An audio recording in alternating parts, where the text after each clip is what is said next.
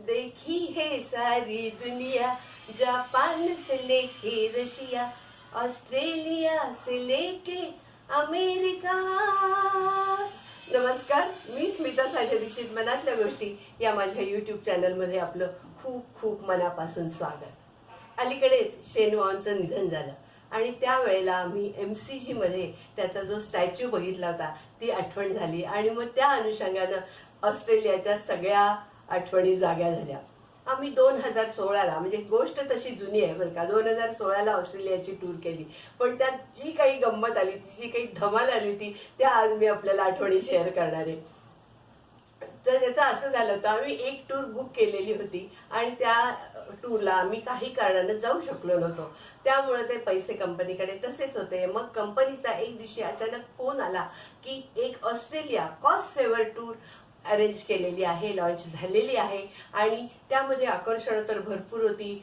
Helicopter ride होती, C plain ride होती आणि पेंग्विन परेड. त्यामुळे आम्ही लगेचच तयार झालो आणि आमचा प्रवास सुरू झाला. आमचा प्रवास कोल्हापूर ते मुंबई बाय बस, मुंबई ते दिल्ली बाय एअर आणि दिल्लीला 4 तासाचा हॉल्ट आणि त्यानंतर दिल्ली ते सिडनी 12.5 तासांचा प्रवास. बापरे. आणि दुसरे दिवशी रात्रभर आम्ही प्रवास केला आणि दुसरे दिवशी सकाळी सूर्य उगवताना लाल गोळा असा तो बघितला आणि सिडनी आलेल्याची अनाउन्समेंट झाली आणि लँडिंगची पण अनाउन्समेंट झाली. आणि त्याच क्षणी, अक्षरशः त्याच क्षणी माझ्या चेहऱ्यातून अशा झिंझिण्या यायला लागल्या, मुंग्या यायला लागल्या, डोळ्यातनं पाणी गळगळ गळगळ यायला लागलं आणि मला काही सुचेना, काय होते ते समजेना. आणि नंतर नंतर तर माझा एक बाजू म्हणजे उजवा बाजू तरी जास्तच अशी झिंझिण्या येत होत्या आणि मला असं वाटलं की माझा आता उजवा डोळा बाहेर येणार. पण मी तशीच बसून राहिले की असं वाटलं जर मी आता कोणाला सांगितलं तर माझी ऑस्ट्रेलिया हॉस्पिटलमध्येच होणार, त्यापेक्षा थोडा वेळ काय होते बघूया. म्हणून मी तशीच खाली मान घालून, डोकं असं घट्ट धरून मी खाली मान घालून बसलेले होते. आणि मग हळूहळू, म्हणजे बाहेरचा नजारा तर नाही, सिडनी एअरपोर्ट तर नाही, म्हणजे तो सूर्य उगवताना एक क्षणभर बघितला तेवढाच, बाकी काहीही मी बघितलं नाही आणि खाली मान घालून बसून राहिले. आणि मग तो हळूहळू त्रास कमी झाला. म्हणजे तो होता लँडिंगचा त्रास. 12.5 तासाचा सलग प्रवास पहिल्यांदाच विमानाचा झालेला होता आणि त्यामुळे कानात गोळे वगैरे मला वाटतं कापसाचं काही घातलेलं नव्हतं आणि त्यामुळं हा त्रास झाला आणि हळूहळू तो त्रास कमी आला आणि विमान लँड झालं.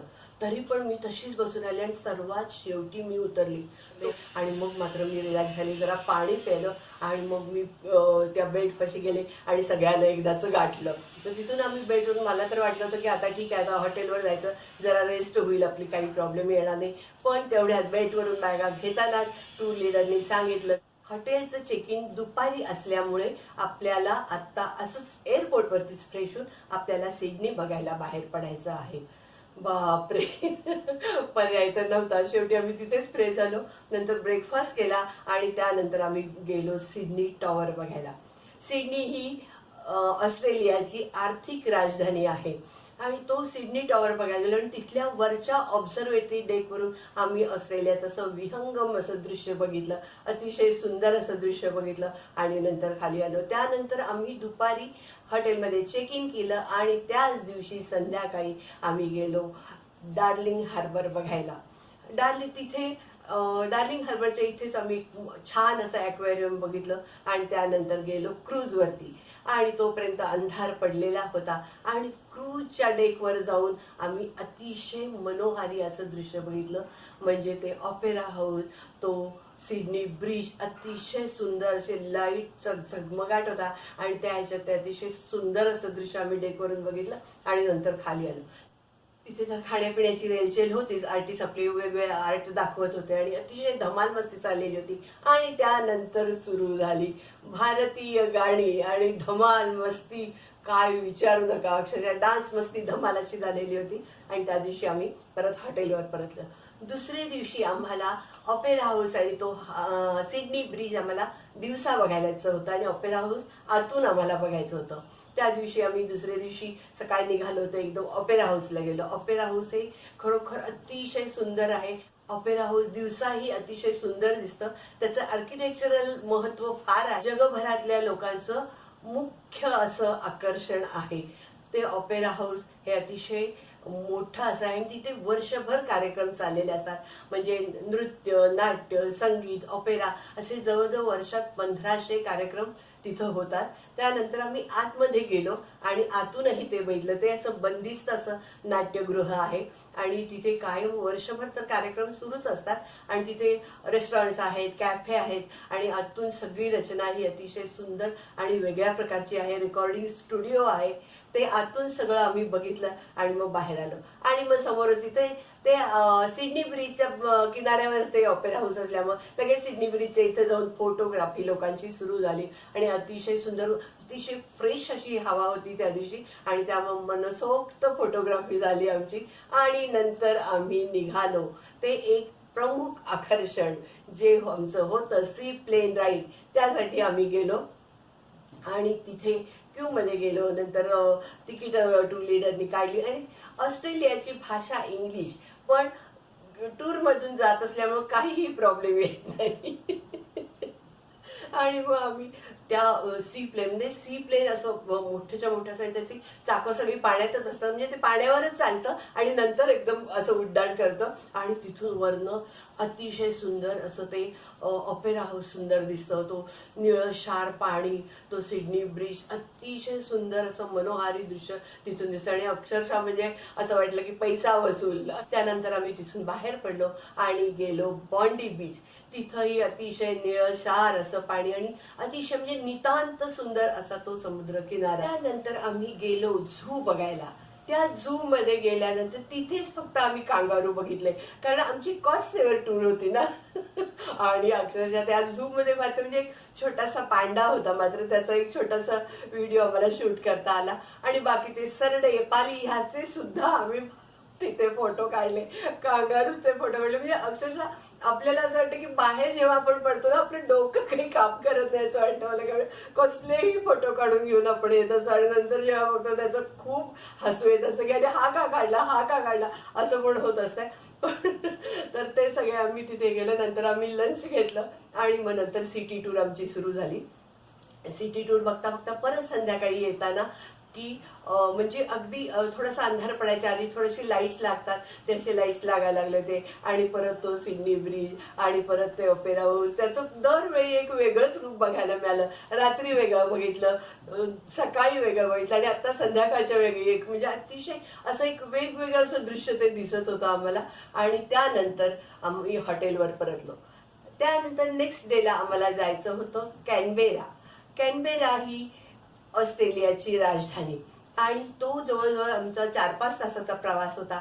आणि तो पूर्ण प्रवास म्हणजे आम्ही सप्टेंबरला गेलेलो होतो आणि त्यावेळी ऍक्च्युली म्हणजे फर्स्ट वीकला गेलेलो होतो आणि ती स्प्रिंग सीझन ऍक्च्युली होता तो, पण अजूनही झाडाला पालवी वगैरे काही नव्हती आणि ओकी बोकी अशी झाडं होती आणि मैलोन मैल काहीही नव्हतं. नाही म्हणाला एक समुद्राचा असा एक स्पॉट होता, म्हणजे त्या स्पॉटचं नाव सुद्धा मला आठवत नाहीये.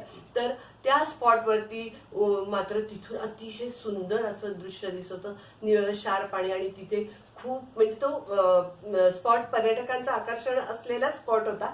आणि तिथं सगळ्यांनी परत फोटोग्राफी केली आणि आम्ही पुढे गेलो.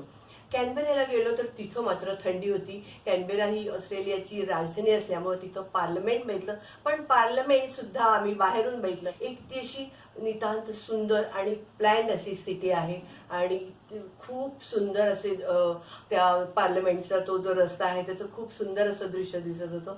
तिथं आम्ही फोटोग्राफी केली. नंतर आम्ही गेलो वॉर मेमोरियलला गेलो, तिथंही मॉन्युमेंट्स बघितली, तिथले फोटो काढले आणि जरा तिथे टेकलेलो होतो. थंडी तर खूप वाजत होती, पण त्यावेळेला एक पक्षी आला तर कुणीतरी काव काव काव चालू केलं आणि अरे कावळा असं म्हणत त्या कावळ्याचं, तथाकथित कावळ्याचा सुद्धा फोटो निघाला. म्हणजे मला यावेळी इतकं आता सांगताना सुद्धा खूप हसू येतंय. आणि त्या दिवशी ती सगळी सिटी आम्ही बघितली आणि संध्याकाळी हॉटेलवर परत आलो. हॉटेल अतिशय सुंदर असं हॉटेल होतं आणि नेक्स्ट डेला आम्हाला जायचं होतं मेलबर्नला. मेलबर्नचा प्रवास मात्र पूर्ण दिवसाचा आमचा तो प्रवास होता आणि मेलबर्नला आम्ही त्या दिवशी संध्याकाळी पोचलो आणि त्या दिवशी रेस्ट घेतली. आणि नेक्स्ट डेला मात्र आम्हाला जायचं होतं MCG बघायला. तोपर्यंत एक गोष्ट अशी घडलेली होती की मला मेलबर्नला पोहोचल्यावरती एक बाई म्हणाल्या की अहो तुमच्या लक्षात आलं का? म्हटलं काय झालं? अहो त्या अमुक अमुक बाई आहेत, त्या 4 दिवस गेले एकच ड्रेस घालतायत. मी म्हटलं एकच ड्रेस घालतायत? मला काही समजे ना. तोपर्यंत त्या दुसऱ्या बाई म्हणाल्या अहो तुम्हाला माहित नाही का, त्यांची बॅगच आलेली नाही. म्हणजे मुंबई जे त्यांची मुंबई दिल्ली दिल्ली सिडनी असं आलेलो होतो आम्ही. तर मुंबईची त्यांची बॅग होती ती दिल्लीतच उतरली बॅग आणि बॅग त्यांना अजूनही मिळालेली नव्हती. आणि त्या गेले 4 दिवस आम्ही सगळे बरोबर होतो पण त्याचा आम्हाला अजिबात पत्ता लागलेला नव्हता. म्हणजे त्यांनी हुकच नये. मला त्या कपलचं इतकं म्हणजे इतकं कौतुक वाटलं की जरा सुद्धा चेहऱ्यावर नाराजी नाही किंवा वटवट नाही, संताप नाही, चिडचिड नाही. अतिशय ते शांतपणे दोघं आमच्याबरोबर फिरत होते आणि खरोखर एन्जॉय करत होते. म्हणजे मला तर वाटलं नमस्कार आहे त्यांना, बाबा इतकं जर आपलं सामान आलं तर किती. आणि झालं होतं कसं की त्यांची जेव्हा बॅग सिडनीला आली तोपर्यंत आम्ही कॅनबेराला गेलो. कॅनबेराला आली तोपर्यंत आता मेलबर्नला आलो आणि त्या दिवशी मात्र मेलबर्नला पोहोचलो त्या दिवशी मात्र रात्री त्यांना बॅग मिळाली. खरोखर म्हणजे असे काही अनुभव येत असतात. म्हणजे आपण काय करायला पाहिजे, ज्या वेळेला एअरपोर्टवरती बॅगेला टॅग लागतात ते बरोबर लागतात की नाही. म्हणजे मुंबई दिल्ली, दिल्ली सिडनी किंवा मुंबई सिडनी असं ते टॅग असायला हवा होता पण तसा तो त्यांच्या बॅगेला नव्हता आणि ती बॅग दिल्लीतच उतरलेली होती. मी मेलबर्नला त्या दिवशी MCG साठी निघालो आणि असं म्हणजे असं एक असं काहीतरी एक्साइटमेंट खूप होती की MCG बघायचं. मेलबर्न क्रिकेट ग्राउंड आपण बघणार होतो की क्रिकेट प्रेमींची पंढरी ज्याला म्हणू शकतो असं ते क्रिकेट ग्राउंड बघायचं होतं. आणि मग आम्ही त्या MCGला पोहोचलो. गेट नंबर 3 मधून आम्हाला जायचं होतं. आम्ही आत गेल्यानंतर तिथे एक शॉप होतं. म्हणजे एक तिथे जॅकेट्स होते, टी-शर्ट्स होते, असं मस्त एक शॉप होतं. तोपर्यंत आम्ही ते बघत असतानाच आमच्या गाईड आला.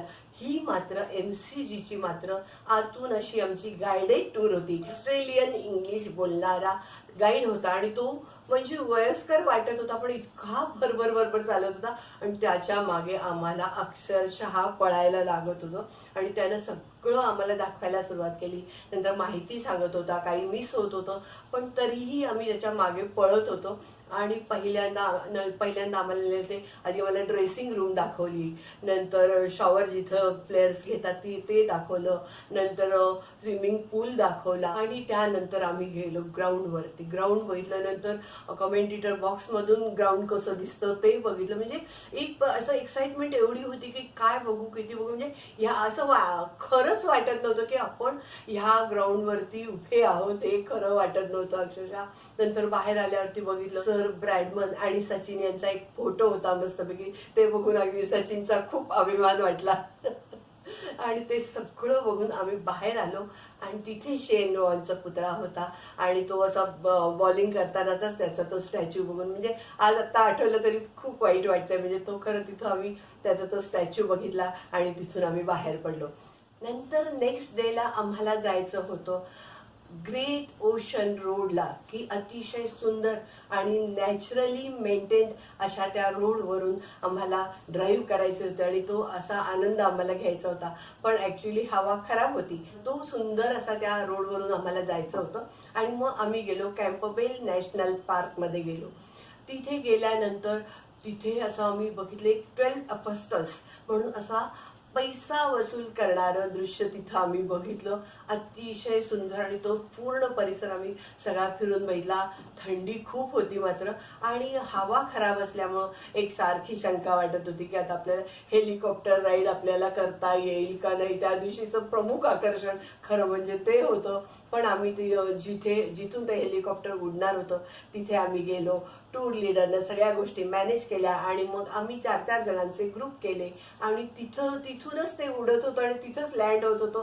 त्यामुळे ते कसं होतं त्याचं ते आम्हाला अतिशय सुंदर असं दृश्य बघायला मिळालं आणि अगदी जवळून असं बघायला मिळालं. आणि त्यानंतर जेव्हा आमची टर्न आली तेव्हा आम्ही त्या हेलिकॉप्टरमध्ये बसलो आणि मस्त अतिशय सुंदर असं त्या समुद्रावरून ते जे रॉकचं जे दृश्य होतं 12 ऑगस्टचं ते सगळं दृश्य आम्हाला वरून छानपैकी बघायला मिळालं.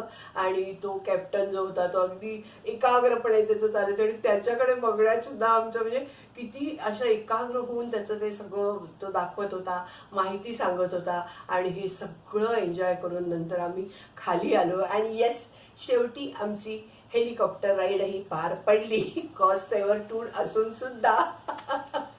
नंतर बसमध्ये बसलो आणि आम्ही निघालो. त्यानंतर एक स्पॉट होता तिथे म्हणजे टुरिस्ट तिथे बरेचसे थांबलेलेच होते आणि तिथे आम्ही कॉफी वगैरे घेतली. आणि तिथून जरासं पुढे गेल्यानंतर पक्षी म्हणजे तिथे असे हातात आपण असे दाणे वगैरे घेतले की ते पक्षी आपल्या हातावर डोक्यावर सगळीकडे येऊन म्हणजे ते घाबरत होते. ते सगळे माणसाळलेले होते आणि असे वेगवेगळ्या रंगाचे लाल हिरवे असे मस्त पक्षी होते. आणि तिथं सुद्धा सगळी लोकांनी खूप धमाल केली. आणि नंतर आम्ही पुढे गेलो. नंतर आम्ही नेक्स्ट डेला आम्ही घेतलो की मेलबर्नची आम्ही ट्राम राईड घेतलेली होती. आणि ती दिवसभर त्या ट्राममधनं आम्ही मस्त फिरलो, सगळी सिटी बघून घेतली. आणि मेलबर्न ही सांस्कृतिक राजधानी ऑस्ट्रेलियाची आहे. आणि ते सगळ्या गोष्टी आम्ही अशा बघत त्यानंतर आमचं त्या दिवशीचं मात्र त्यामुळे आमचं कुठे लक्ष नव्हतं. संध्याकाळी आम्हाला बघायची होती पेंग्विन परेड. आणि ते आकर्षण आमच्यासाठी खूप मोठं होतं कारण ते अंटार्क्टिकामध्ये असे डौलदार असे चालणारे पेंग्विन बघितलेले होते ना. ती म्हणजे टीव्हीवर आपण बघतो तेव्हा असं आपल्याला किती आनंद वाटत असतो आणि किती खूप सुंदर वाटत असतं ते सगळं. आणि ते आम्हाला बघायची फार उत्सुकता लागलेली होती. त्यामुळे त्या दिवशी संध्याकाळी ते समुद्र किनाऱ्यावर आम्हाला जायचं होतं.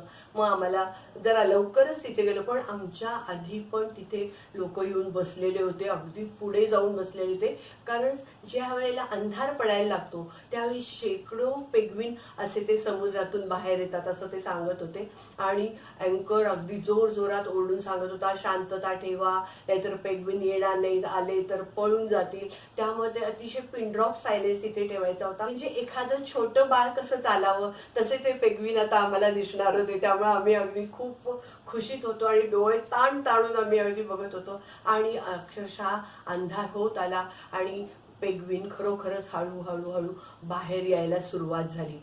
पण ते पेंग्विन बघितलं ते अक्षरशः म्हणजे हा पंजा असतो ना आपला तेवढे छोटे पेंग्विन होते.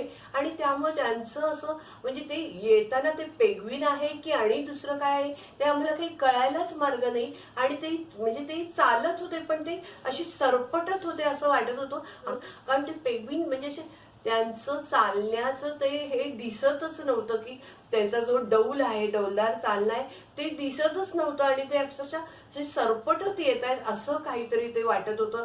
आणि तेवढ्यात आमच्या ग्रुपमध्ये एक कोल्हापूरचे होते ते म्हणाले, अरे ही तर उंदरं. त्यांनी असं केल्यानंतर अरे ही तर उंदरं म्हटलं. जे कोणी मराठी लोक होते ते इतके हसत होते की अक्षरशः म्हणजे ते पेंग्विन आणि तेवढ्यात ते पेंग्विन पण पळायला लागले, लोक त्यांच्या मागे. असं हे सगळं दृश्य फोटो काढायसाठी लोक पळत होते. आणि ते पुढे झाले त्यांच्या मागे लोक. आणि मग ते त्यांची पुढे जाऊन त्यांची घरं होती त्या घराच्या इथं ते गेले. तिथंही आम्ही बघितलं, फारसं काही दृश्य आम्हाला दिसूच शकलं नाही. एकतरी नंतर मात्र आमच्या ग्रुपमधली एक मुलगी होती, तिनं मात्र चपळाई करून पहिल्यांदा जेव्हा ती अगदी पुढे गेलेली होती आणि चपळाई करून जे पहिल्यांदा जे पेंग्विन आले ना त्याचा तिनं मस्त एक फोटो काढलेला होता. आणि तो फोटो बघून मात्र आमचं समाधान झालं. पण बाकी तसा म्हणजे आपली जी अपेक्षा असते की अंटार्क्टिकावर दिसणारे असे मोठे मोठे असे चालणारे उंच असे ते तसं काहीही नव्हतं. आणि त्यामुळं पेंग्विन परेडचा सगळा ब्रह्मनिरास झाला आणि आम्ही सगळेजण डिसमूड झालो. मग जाताना कारण ते खूप लांब तो स्पॉट होता त्यामुळे रात्री आम्ही डिनर घेतला आणि हॉटेलवर परतलो. आणि त्यानंतर आम्हाला निघायचं होतं नेक्स्ट डेला. आम्हाला कारण हा छोटा ब्रेक होता त्यामुळं नेक्स्ट डेला आम्हाला परतायचं होतं. आणि हा टूर मध्ये सगळ्यांनी अतिशय म्हणजे छोटा ब्रेक आणि कॉस्ट सेव्हर टूर ही अतिशय एक पालुपद आम्ही चालू ठेवलेलं होतं. आणि त्या दिवशी मात्र सकाळी सगळेजण निघालो कारण परत आम्हाला 12.5 तासाचा प्रवास होता तो दिल्लीपर्यंत. दिल्लीला 6 तासांचा ब्रेक, मग त्यानंतर परत दिल्ली ते मुंबई आणि आम्हाला परत मुंबई ते कोल्हापूर असा आमचा बसचा प्रवास. असं सगळं करत आम्ही परत कोल्हापूरला आलो. पण हे कसं आहे, आपण जेव्हा प्रवासाला जातो तेव्हा अनेक गमती जमती घडत असतात, अनेक वेगवेगळी लोक भेटतात. त्यांचे म्हणजे ऑस्ट्रेलियाला जी या मुलीनं त्या पेंग्विनचे फोटो काढले ती आज तागायत आम्ही दोघी टचमध्ये आहोत. म्हणजे इतकी छान छान लोक आपल्याला भेटत असतात आणि त्यासाठी नक्की प्रत्येकाने नेहमी छोटा ब्रेक असो मोठा ब्रेक असो प्रवासाला हे जायलाच पाहिजे. कसं वाटलं व्हिडिओ नक्की सांगा. LCSS करा, like comment share and subscribe. नमस्कार.